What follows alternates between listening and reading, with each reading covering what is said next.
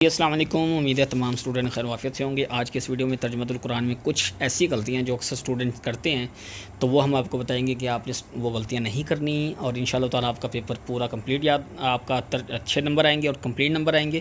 اور کس پریزنٹیشن سے ہے وہ پریزنٹیشن بھی آپ کو دکھائیں گے۔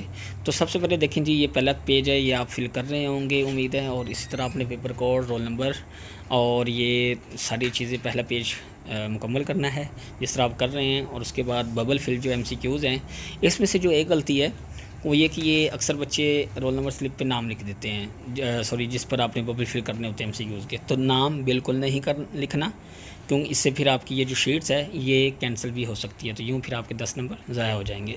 اس کے بعد پھر اگر بات کریں کوشچن 2 کی، تو یہاں پر کچھ بچے غلطی یہ کرتے ہیں کہ سوال نمبر 2 کو سوال نمبر 1 لکھ دیتے ہیں۔ تو سوال نمبر 2 کی آپ نے ہیڈنگ دینی ہے، کیونکہ پیپر کا وہ سوال نمبر 2 ہوتا ہے، اور آپ کا پھر اب لکھنے کے اعتبار سے وہ پہلا ہوتا ہے۔ تو پھر آپ نے سوال نمبر 2 لکھ کے حصہ اول لکھ کے آگے پھر آپ نے جو ہے جو بھی کوشچن کریں، جیسے یہ پہلا کوشچن کیا ہے تو اس کی پھر آپ نے ہیڈنگ بھی دینی ہے، نمبرنگ بھی دینی ہے، اور آپ نے شارٹ کوشچن کا آنسر دینا ہے۔ اسی طرح پھر آپ کوشش کریں کہ یہ ترجمہ القرآن کا جو پیپر ہوتا ہے یہ شارٹ ہوتا ہے، اور اس کی شیٹس آپ کو زیادہ ملتی ہیں پیپر کے حساب سے، تو پھر آپ کوشش کریں کہ ایک لائن چھوڑ کر آپ اس کا جو ہے جواب دیں، ایک لائن چھوڑ کر۔ تو اکثر بچے یہ ایک ساتھ ساتھ لکھ دیتے ہیں تنگ کر کے، تو کوشش کریں، یہ بھی اچھا لکھا ہوا ہے لیکن بہتر ہے کہ اس کو آپ ایک لائن چھوڑ کر لکھیں۔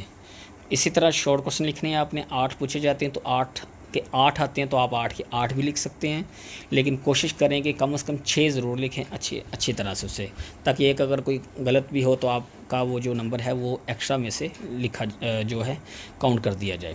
تو یہ بچے نے 8 کے 8 شارٹ کوشچن لکھے ہیں۔ اس کے بعد الفاظ معنی جو ہیں اس کو آپ نے کس طرح لکھنا ہے؟ الفاظ معنی آپ نے کوشش کرنی ہے کہ آپ نے نیکسٹ پیج سے لکھنا ہے۔ اگر پچھلا پیج صرف شروع کی ہی 4-5 لائنیں اس کی یوز ہوئی ہیں تو پھر آپ الفاظ معنی وہاں پر لکھیں، ادروائز اگر آدھے سے زیادہ پیج یوز ہو چکا ہے تو پھر آپ نیکسٹ پیج پہ الفاظ معنی لکھیں۔ اور الفاظ معنی لکھنے کس طرح ہے کہ لفظ بھی ساتھ ہو اور معنی بھی ساتھ ہو، پھر اس کے ساتھ نمبرنگ کرنے کی ضرورت نہیں ہوتی، لیکن آپ نمبرنگ کر دیں تو یہ زیادہ بہتر ہے۔ تو یہ آپ نے ذہن میں لازمی رکھنا ہے کہ لفظ بھی ساتھ لکھنا ہے۔ اکثر بچے صرف نمبرنگ کرتے ہیں، دھوکہ کرتے ہیں کہ جن کو نہیں آتا الفاظ معنی، وہ نمبرنگ دے کے معنی کچھ اور لکھ دیتے ہیں، تو وہ سمجھتے ہیں کہ آگے والے جو چیک کرنے والے اسے پتہ نہیں چلتا، تو لہٰذا یہ والی غلطی نہیں کرنی۔ وہ انہیں کے پاس ایک جیسے ہی پیپر ہوتے ہیں، وہ اسی ٹائم دیکھ لیتے ہیں۔ اس کے بعد یہ جو آیات ہیں، ان میں جو غلطیاں کی ہوئی ہیں، انہوں نے یہ غلطی یہ کی ہوئی ہے کہ یہ والی آیات کو انہوں نے اکٹھا لکھا ہوا ہے، یعنی لائن کا گیپ نہیں ہے۔ تو آپ نے جو ہر آیت کے درمیان جو بھی ترجمہ لکھیں، جس آیت کا بھی، ان کے درمیان میں آپ نے گیپ لازمی رکھنا ہے۔ نمبر تو آپ کو مل جائیں گے، یہ مل گئے ہیں۔ بورڈ میں یہ ہو سکتا ہے کہ کوئی بھی ٹیچر، کوئی بھی کچھ چیک کرنے والا غصے میں یا کچھ بھی ہو تو اسے سمجھ نہ آئے، رائٹنگ کے خراب ہونے کی وجہ کچھ بھی ہو سکتا ہے، تو وہ آپ کے نمبر کینسل بھی ہو سکتے ہیں، یعنی بلا وجہ 2 نمبر 1 نمبر کٹ جائے۔ تو اس سے بہتر ہے کہ آپ لائن چھوڑ کر لکھیں، اور یہ جو نمبرنگ ہے اس سے درمیان میں دیں، درمیان میں میڈیم میں نمبرنگ دیں، اور نیکسٹ لائن سے پھر اس کا ترجمہ لکھیں۔ تو اسی طرح اپنی پریزنٹیشن دینی ہے۔ اس کے بعد یہ دیکھیں، یہ لکھا بھی ہوا ہے کہ لائن چھوڑ کر ترجمہ لکھیں۔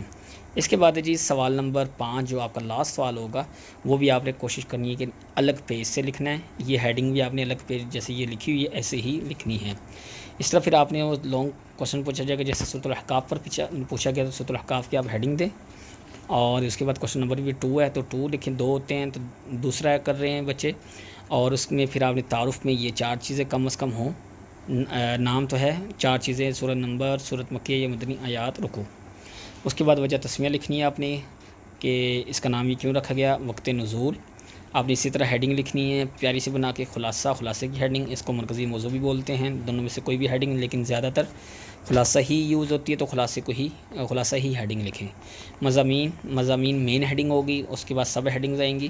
سب ہیڈنگ لکھ کے آپ نے یہ پورا کوشش کرنی ہے کہ صورت کے اینڈ پہ علمی اور عملی نکات میں مین ہیڈنگ ہے، اس کو بھی درمیان میں لکھنا ہے، پھر سب ہیڈنگ، اور اس میں آپ نے کوشش کرنی ہے کہ اینڈ پہ جو حدیث بھی ہو، جیسے یہ حدیث ہے سورۃ الاحقاف کے اینڈ پہ، تو وہ حدیث بھی آپ نے ساتھ اٹیچ کر دینی ہے۔ پھر جہاں بھی پیپر مکمل ہو جائے جس صفحے پر، اس صفحے کے بعد اور اس صفحے کے اینڈ پہ آپ نے کچھ اس طرح لائنز وغیرہ بھی لگا دینی ہے، آگے صفحے جتنے بھی بچیں، تاکہ آپ کلیئر ہو جائے کہ آپ نے یہ جو ہے پیپر جو ہے کمپلیٹ کر لیا ہے، یہاں تک ہی آپ کا پیپر کمپلیٹ ہے۔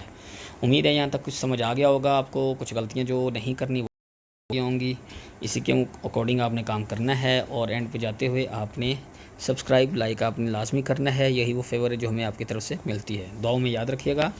اللہ حافظ۔